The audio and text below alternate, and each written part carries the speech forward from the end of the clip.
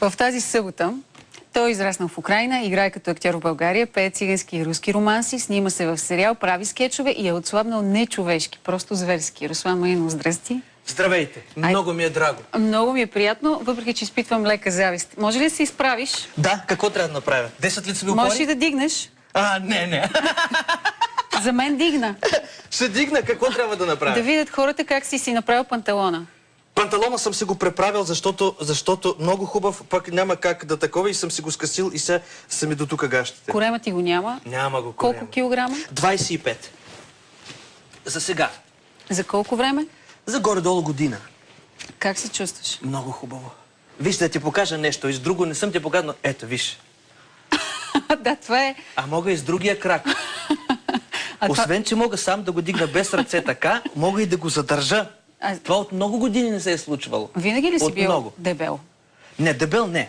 Но съм предразположен, защото майка по принцип така закръгленка, като по-млада особено беше, и баба там, и на баба ми и сестрите, аз съм по-скоро на майкината част, съм се паднал като И имате така предразположение. Имаме, да. Какво ядяхте? Много мазно ли ядяхте? Много мазно. Много мазно се ядеше и се ядеше предимно въглехидрат. Аз сега съм на тая вълна. Кой е пътин, кой е въглехидрат, нали? Много картофи, много борщ се ядеше. Отслабна по зоната. Това е една диета, която е определени пропорции протеини, мазнини, въглехидрати. Да, точно така. Това е определената пропорция. Което ти балансира всъщност обмяната на хормоните, обманата. Всичко. Абе, разкошно. А защо го започна? Хора, хванете се, организирайте се.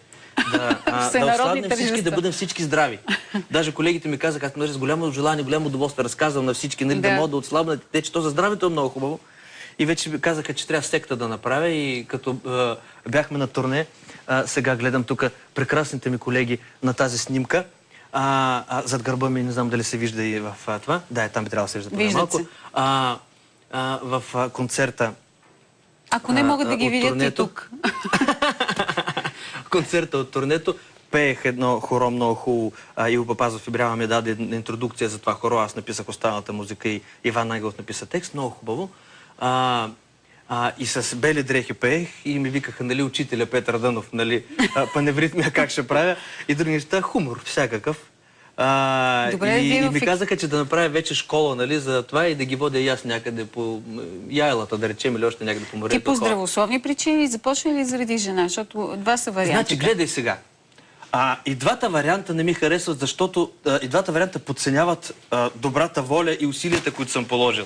Аз реших да отслабна, защото си казах, стига вече толкова свинщина, защото аз бях много дебел. Аз съм 1,64-5 някъде.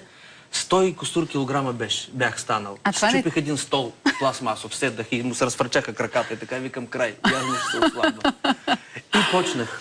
Нали, само заради волята, само за това, че трябва да отслабна. А това не ти ли пречи сега, като си слаб на работата? В смисъл, ти много от скетчовете, които правиш... Всички са дебелюги. Да. Да. И тоска турбадура. Аз си уших сега един гъс голям.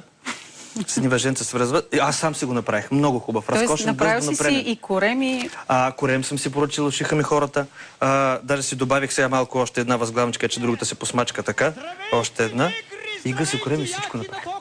По-различни ли са? Защото габаритите ти сега са съвсем различни. Съвсем различни. По-лесно ли се придвижваш? По-лесно се придвижвам. Спортуваш ли? Не. Защо? Не, до там не съм паднал още.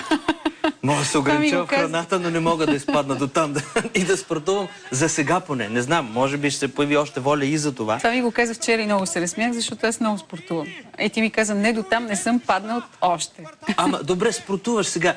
Вземи книжката, прочети и ще видиш колко голяма разлика. Аз съм първия в твоята секта, не знам дали знаеш. Да, ще те заведа на Яйлата. Последовател. Добре. Какво прави лятото? Освен, че слабееше. Правих албум с руските, записвах, още довършвах албум с руските цигански романси и песни, защото те не са само романси, да не таковаме, да не подведем хората. Последните две записвах, едната с Акага записах Дорога и длинна, и записах още две, Очи черни, и още една написах с симфоничен оркестър. И сега в момента се досмесват, защото много работа има по тях. Понеже първи цигулки, аз на групи ги записвах. Първи цигулки, втори цигулки, виоли, ти кога го издаваш това нещо? Кларинети. Сега в момента всичко само се досмесват последните три, за които ти говоря. И трябва да се правят вече картонки, обложки, кутийки, за да може да... руски цигански или руски и цигански? Руски цигански. все познати, известни, обичани от хората. Не искам да ги изненадвам неприятно с непознати неща. Затова, ето да речем, една: спросил цыган цыганку, где ночку провела.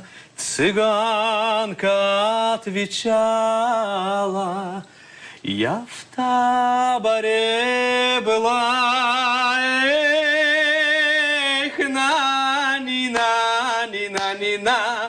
Эх, на-ни-на-ни-на-ни-на. Эх, на-ни-на-ни-на-ни-на. Я в таборе была. Ей, дари. И се забързва чудо. Човече, ти нямаш спирачка. Нямам спирачки, енергия много имам, аз с тази зонда, сега не мога да спра. А как изкарваш глас толкова рано сутринта? Това не е глас. В смисъл, това си е тук нормално. само си говориш ли? Ако ме закараш сега да изпея нещо оперно, тогава вече е глас, но няма да го направя. Сега е наистина рано. Затова няма какъв Между глас. другото, Сега точно атмосфера го караме. този тип музика, по пиано барове, кариоки барове и така нататък, българите много обичат. Затова направих само обичани и харесвани. Дорога е длинна и също хората я знаят много добре. Дорога е длинна, да ночка е лунна, да с песни той, що вдаль летит, звеня, стой стариною, стой семиструдною. Много песни, само хубави съм направил. Жестоко. Звучи много хубаво. И гледах да е много шарен, да е различен, защото някой път вземеш албум и слушаш 10 пъти една и съща песен. Да. А тук друго. Тук съм Венци Такев свири на много от песните цигулки, Цецо Недялков свири китари на много от песните, Сакага записах едно, което съвсем друго, като звук. С симфоничен оркестър 2 записах, пак да е различно. Просто циганската музика по-различна е като... Защото аз съм луд фен има на Горан Брегович един албум с цигански песни, които са Карменс Хепи Енд. Те са други. Те цигански, които записва Горан Брегович, те са по-скоро сродни с нашите цигански, нали? С руската циганска музика. Руската циганска, даже мога да чуеш едни и същи песни, като текст, като мелодия, които обаче... Имаме ли? Това е твоето? Да. Това ли е с симфоничния? Не, това е с акада. Значи бих пила на тая музика, само това мога да ти... Бих пила и бих яла по зоната на тая музика. По зоната ще ти кажа. По зоната взимаш една малка ракия, която е 50 грама, по зоната 50 и нещо, и взимаш селедчица, да речем водка с селедка си в зоната. Извън зоната е вече... 80 грама селедчица. Ето, това ти е един блок. А филийка с, как се казва? Хайвер. Хайвер в зоната ли е? По-сложно се изчислява, но пак горе-долу си в играта, да. Кажи за комиците. За комиците. Сега в неделя, което е утре. Научил си си урок. Ще се излъчи. Не, аз знам какво трябва да кажа. В неделя ще се излъчи концерта. Ето този, Кръвта вода не става. Това е от Стара Загора. От Стара Загора запис, от турнето тази година. Турнето беше много хубаво, защото концертите бяха посветени на 100 годишната от Балканската война. Да. Положихме много усилия. Имаше Деси Добра много хубави, обичани български хубави песни с прекрасни аранжименти. А те в колко го излъчват? Утре от 8 часа вечерта ли беше? Я да видя. 19 септември, 21 часа. Не, 19 септември това е на Столичани в повече. Ние не сме стигнали до там. Да, а комиците? Комиците в колко? Я виж. Ми напише. Ето, 16 септември, турнето на комиците в Стара Загора, неделя от 20 часа. Неделя от 20 часа. Утре в 20 часа гледайте концерта. А вече на 19 в сряда първи епизод от поредния сезон на Столичани в повече. Много интересен, хубав сезон. Как се развиваш ти в сериала? Освен, че се смаляваш. Там още не съм смален до толкова, така че няма да се усети кой знае каква разлика с предните сезони. Да. Да.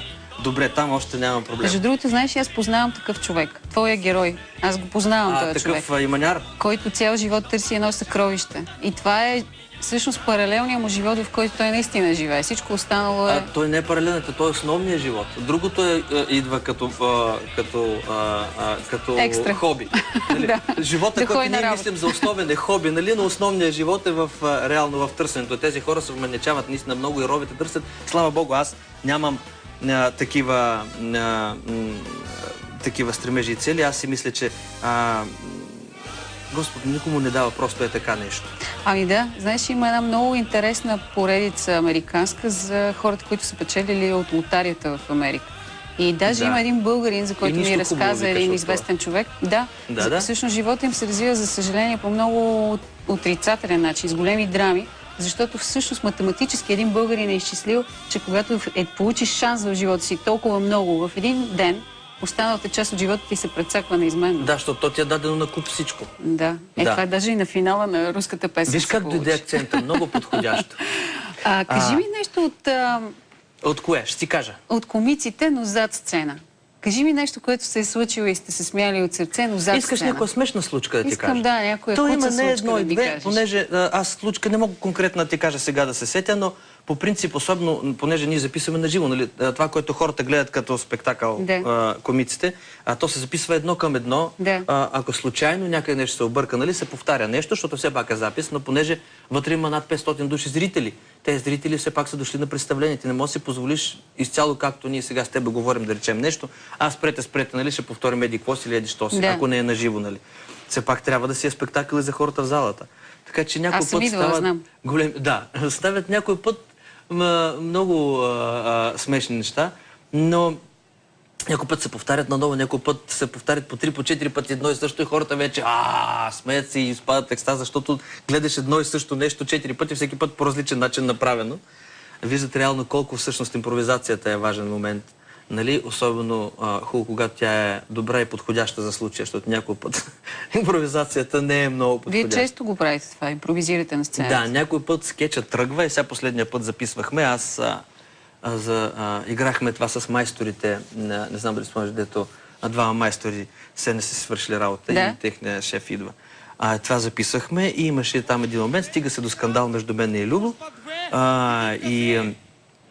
И след това се намесва въпросният собственик, нали, там и шефа и се продължава скетча в друга посока вече. Стигна се до скандала и така се развихме скандала, че просто излязохме от сцената и не продължи скетча нататък, защото нямаше как да се продължи вече. Вие се изпокарахте. Ескалира, изпокараме се и вече взехме върху него и нямаше как да продължи, но беше смешно много и така ще се остане. Да кажем пак, значи утре в 8 часа вечерта. Да гледаме спектакъл от турнето, много хубав. Защото много добре е направено, изчислено и сметнато комичното, смешното с патриотичното.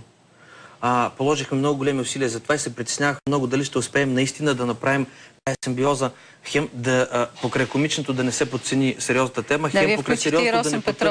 Росен Петров, с неговите патриотични намерения. Само той може по такъв хубав и истински начин да ги поднесе наистина от всички нас. Защото когато играеш нещо смешно, излизаш да кажеш нещо сериозно, едното ще отиде за сметка на другото. Докато човек като Росен отделно с натрупване, което има с операция Слава и сегашното предаване, има съвсем друго излъчване, друга тежест. И успява да извади хората от комичното, за да може да стане това, което ще каже, да има въздействие. Много ти благодаря за гостуването. Свърши ли? Свърши. Само толкова имахме днес. Но ми беше много приятно. И на мен беше много приятно. И добре изглеждаш, да ти кажа. Много ти благодаря. Много добре изглежда.